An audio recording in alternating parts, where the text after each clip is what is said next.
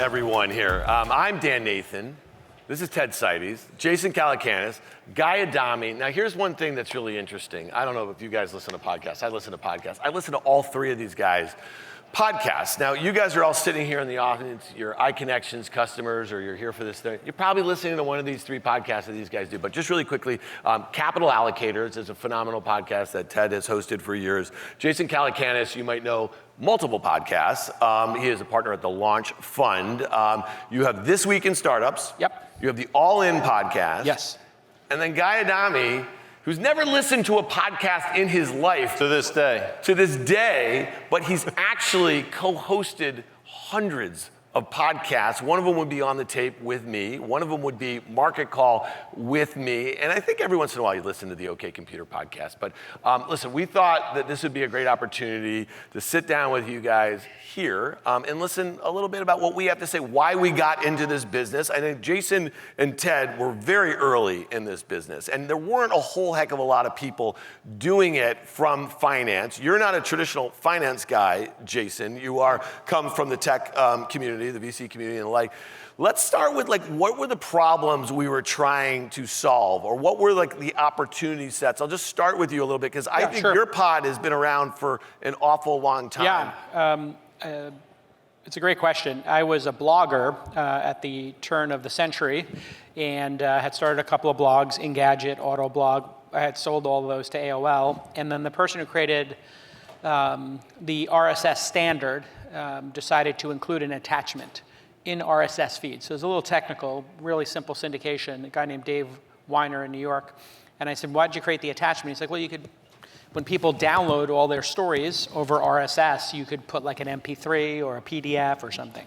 And I said, oh, tell me about the MP3. He's like, well, if you record, for the iPod, there's a hack. You can actually put a microphone into it and record. And he said, yeah, and I'm also building it so if you put MP3 files on your RSS feed, if you read your blog post out loud, it will put it into an album with the name of your blog, Jason Calacanis blog, Engadget, and then the tracks will be the name of the files. And I said, he's like, yeah, it's and I built a caster, so we're going to call it podcasting, because it's casting to your iPod. And so that was really the start of it, and people today don't know. Wait, so podcasting literally comes from the iPod. Fat, did you know that? Nobody really knew that, yeah. Do now. So what was, really quickly, Jason, so what was it about blogging, and you were obviously had a great following there, that led you to say, oh, this is a great opportunity to do audio? Yeah, so I like to talk. Some people might say that's my, thank you. Well, we started with you. So, so some people might say it's my superpower. And so what I realized was in the early days of podcasting, if I had lunch with somebody, I would have these great conversations, and sometimes lunch would go for 2 or 3 hours. And I said, oh man, if only I had done that at one of my conferences, or if I recorded it and done an interview, because I had been a journalist. And so when people would say, hey, I want to come over and see you and have lunch or whatever, I'd say, great, I'll have some sandwiches brought in. Can we do a podcast? I just want to interview you for my podcast. They say, what's that? I said, I'm going to put a tape recorder in the middle of the table. And that's how I started it. I just started recording conversations, and now I've done 2,000 podcasts. Wow. I do 4 a week. When did you start? What was the first one? Yeah, 14 years ago, I think, wow. With This Week in Startups. And it was a very simple premise with that podcast. I'm just going to interview a founder once a week. And then advertising started coming in, and it started making millions of dollars a year in advertising. And I was an angel investor for Sequoia at the time. And what I realized was, if I wanted to make an angel investment in a company, I could have them on the podcast. Or if I had made an angel investment in the company, I could have them on the podcast.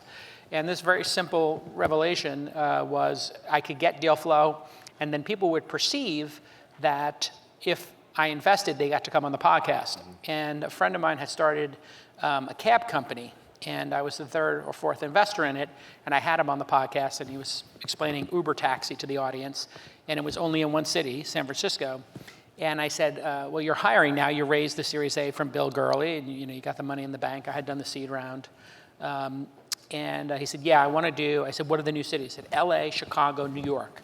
I said, what about Vegas? He said, oh, that'll be the last city. If we get Vegas, then we know we've won. But that'll be like London and Vegas. There's no chance we get in there.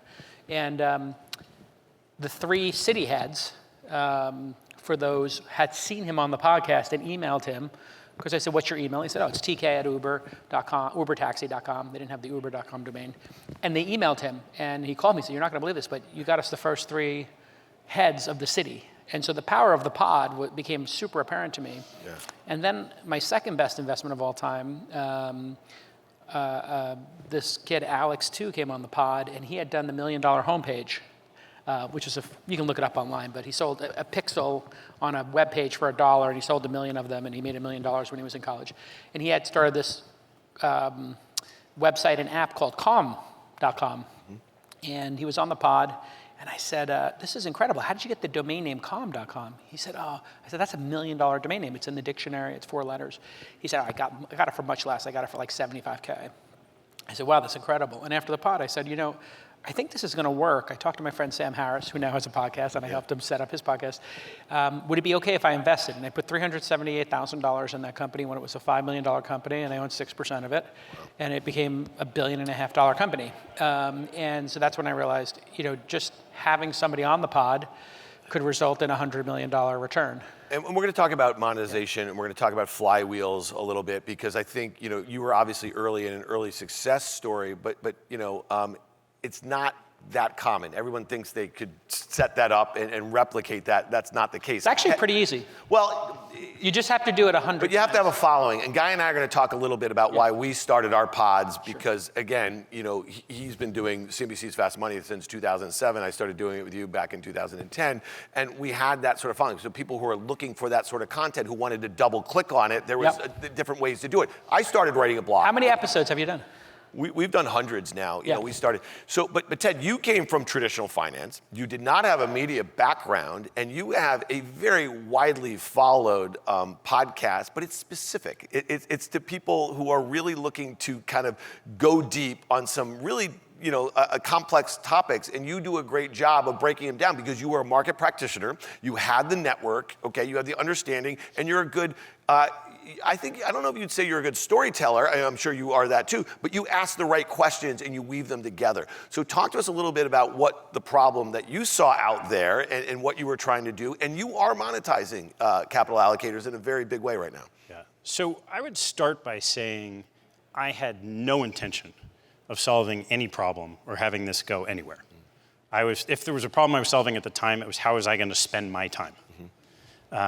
And what I figured out relatively quickly gets to what you were saying about the network. I was in the business for 20-something years.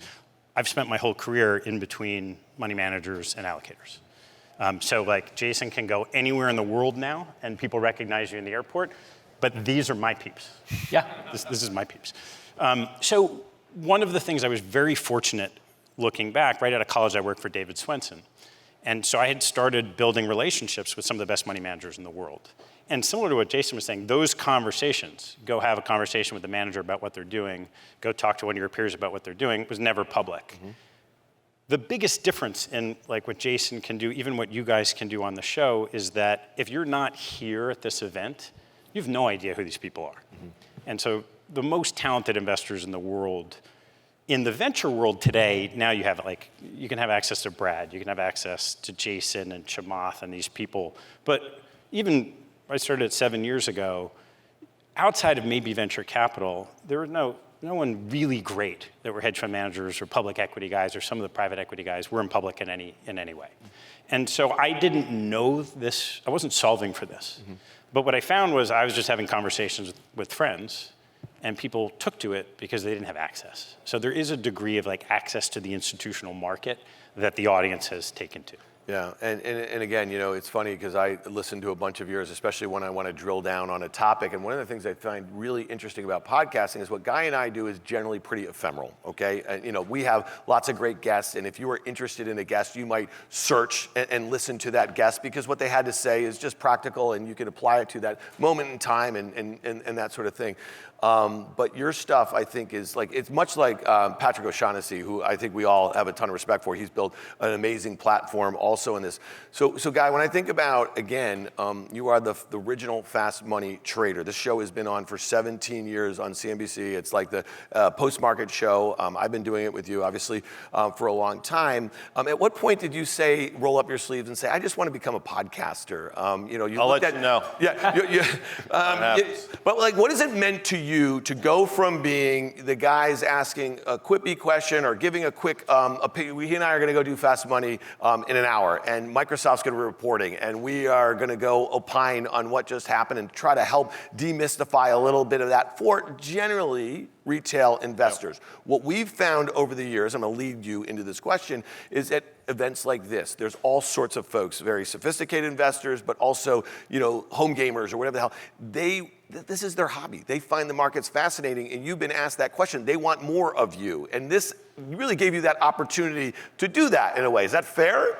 The I want more of you part notwithstanding, no, that's not fair. But what is fair is, Fast Money was created in 2006 was the idea. And it was sort of built upon the success that Jim Cramer's show had. And they wanted to replicate what's a trader, what do they look like, how do they interact at the end of the day, and create that sort of dynamic. And over the course of, I think, 4 or 5 months, CNBC brought in approximately 500 people to screen test for a yet-to-be-named show. 17 years later, here we are. And I think what we were able to do is we took the intimidation out of markets, which historically had been, we know better than you, don't worry about it, let us handle your money.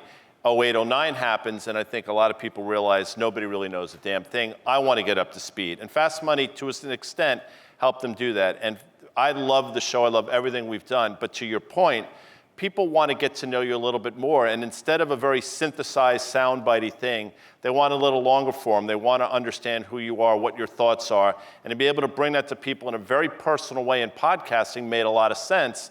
Now that we're into this, I think this is our 4th year now, we've discovered that there absolutely is an audience for that, and it continues to grow. So did I ever think I would do it? Absolutely not, but quite frankly, I never thought they'd put my face on television either. Yeah, me neither. I think that's the key point. But you know what's interesting, and Jason, so you have 2 podcasts, right? Yep. And I'm sure there's probably others in the works. One routinely goes viral, and the other is a great resource, I think, for a lot of folks who want to learn about the topic that you are known for, which Yep. is early stage investing.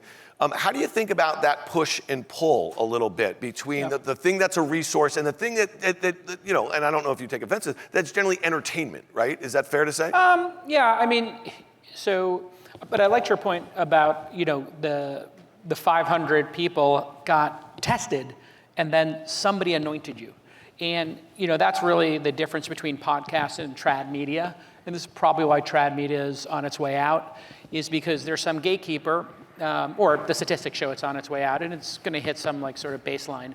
The gatekeepers are going to make mistakes. They're going to make hits.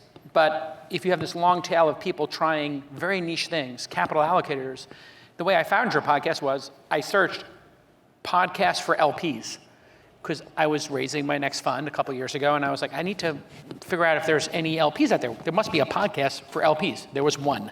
Right? And I listened to every episode. I emailed you. I said, hey, I'm raising a fund. My name's Jason Calacanis. You're like, I know, I listened to your pod, blah, blah, blah. And we became friends.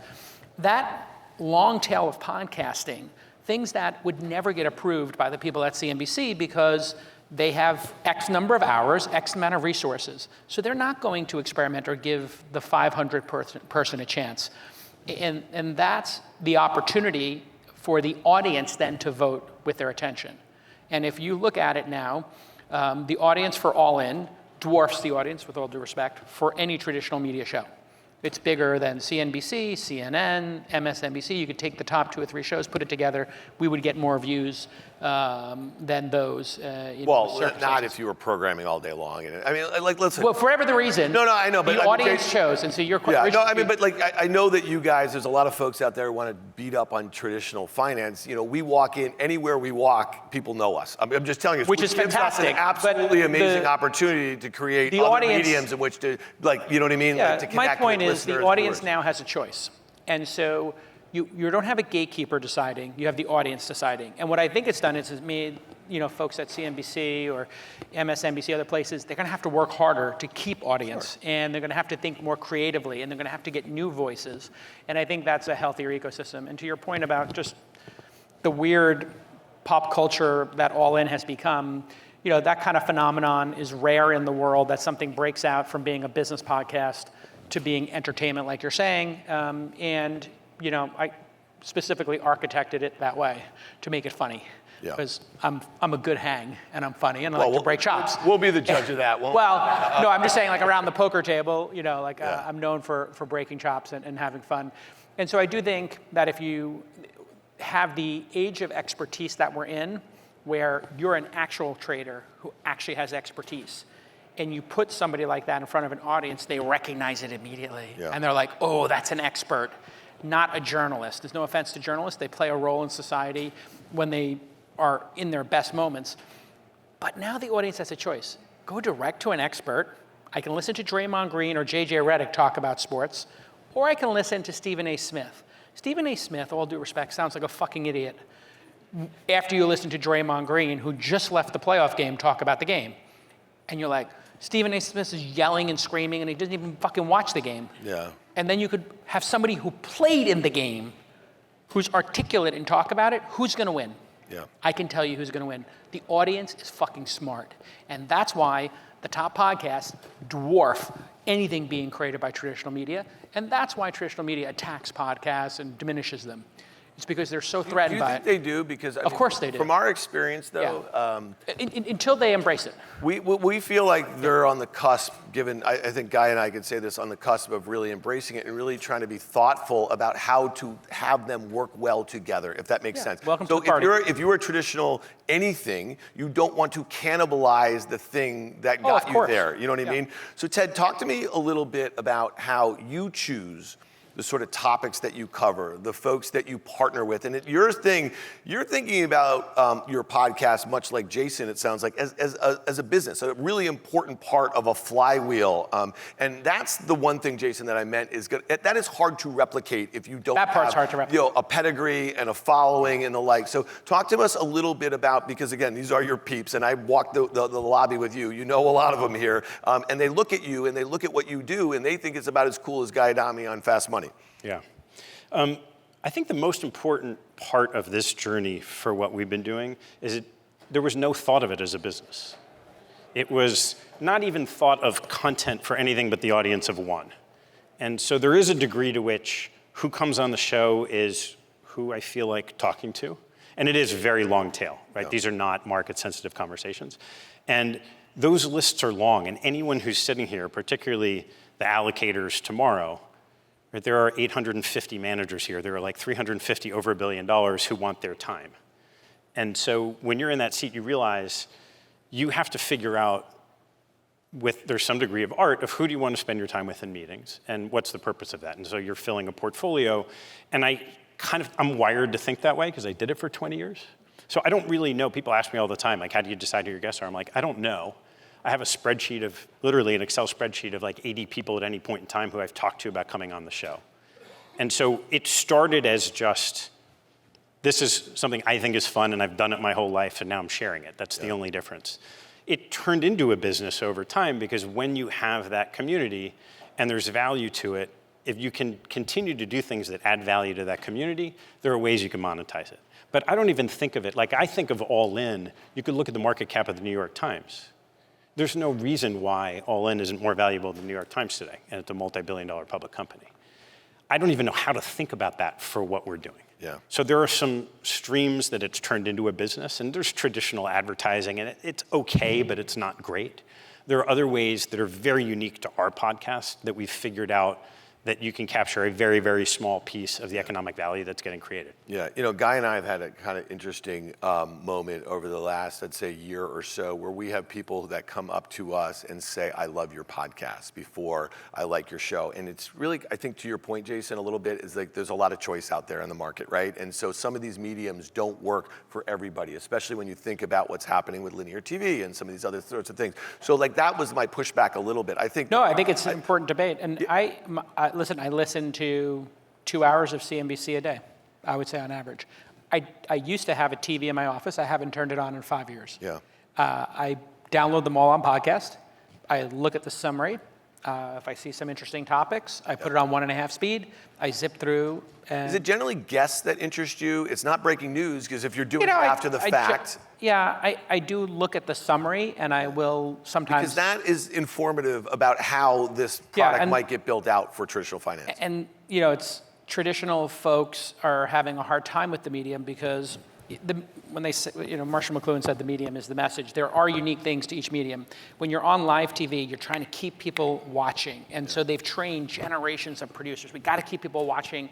This person is starting to drag. They're getting a little boring. Let's get them off air.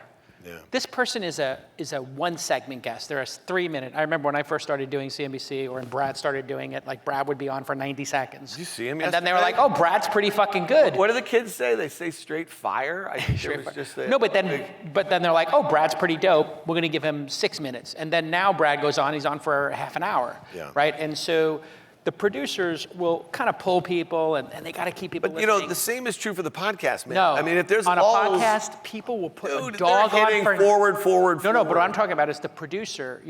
When you put somebody on, if they're like interesting to you, they're going to be on for 2 hours. You don't give a fuck what the audience thinks. And that's the difference. There's no producer who is a slave to the segment break, to this, to that. You can really just go with your gut. And people greatly underestimated the audience's tolerance and, in fact, desire for depth. And that is, why I think people are looking at, MSNBC, CNN, Fox, or whatever, as, not experts anymore. And they've lost a lot of respect for them because they can now go direct to an expert. Yeah. And they can hear an expert talk. And this is, if you take anything away from this panel, is that we're moving into the age of expertise. And you would rather have an expert who lags and is boring at times and maybe drones on for too long than have superficial quick hits. And the audience is getting more and more savvy, and they're voting with their ear share. And they're just going to move just to experts. This is my belief. And I believe the role of traditional journalists is going to be diminished greatly. And it's already been diminished greatly because you had 100 journalists covering the same topic in 100 different newspapers. And it's going to be 4 newspapers. It's pretty clear right now that it's going down to 3 or 4. I don't think CNBC is going anywhere, but CNBC definitely needs to keep pulling on the string of expertise as opposed to talking heads. Yeah. And depth. Yeah. And going longer. I don't understand why it has to be so fast. Well, all right. So, and this is not in defense of it. I mean, when I think about the uniqueness of the stock market, really from 7 a.m. Eastern time when news starts breaking till about 6 p.m., there is just a lot to cover. It changes throughout the day. So some of the dynamics that you're talking about, producers and keeping things interesting, is like really moving to the next thing. So Guy, when you think about that, I mean, you are pretty good at being on the fly and breaking things down. It takes background, it takes expertise, it takes also, you gotta be someone that you wanna hang out with, right? And that's something that I think translates to the podcast format because I am walking my dog or I'm taking my kids somewhere or this, it's a very intimate sort of thing. And again, you're not a podcast listener, but what do you think about when you are doing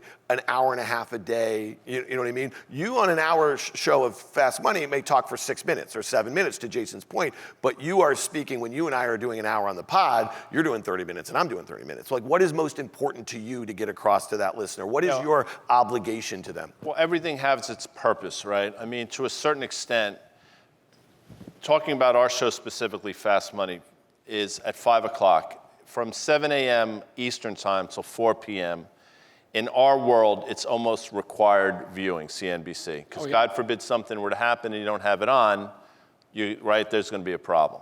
After the market closes, you're watching our show, Fast Money, because you choose to watch. It's nuanced, but it's important.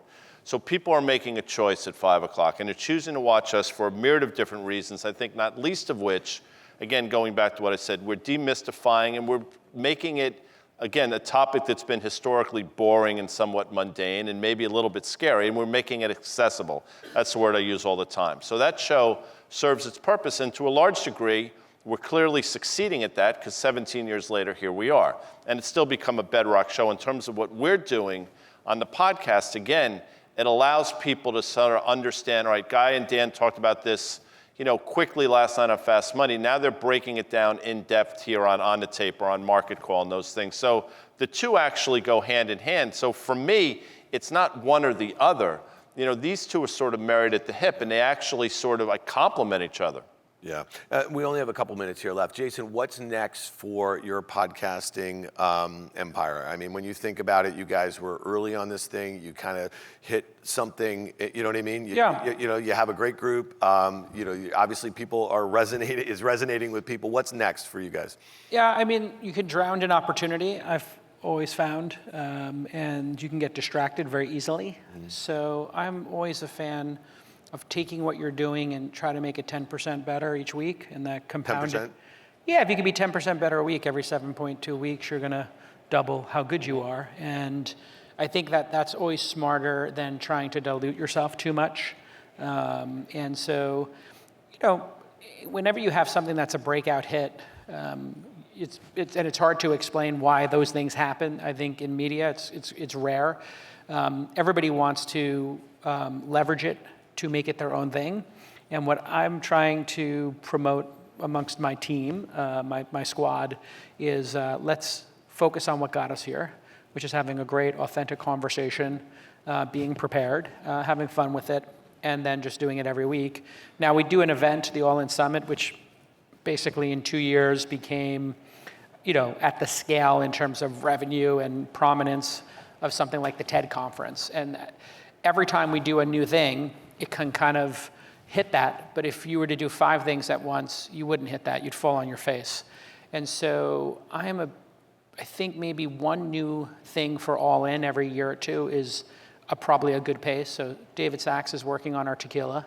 That's like the thing he loves. Yeah, the world needs another tequila. I'm kind of obsessed with doing this All-In membership kind of concept.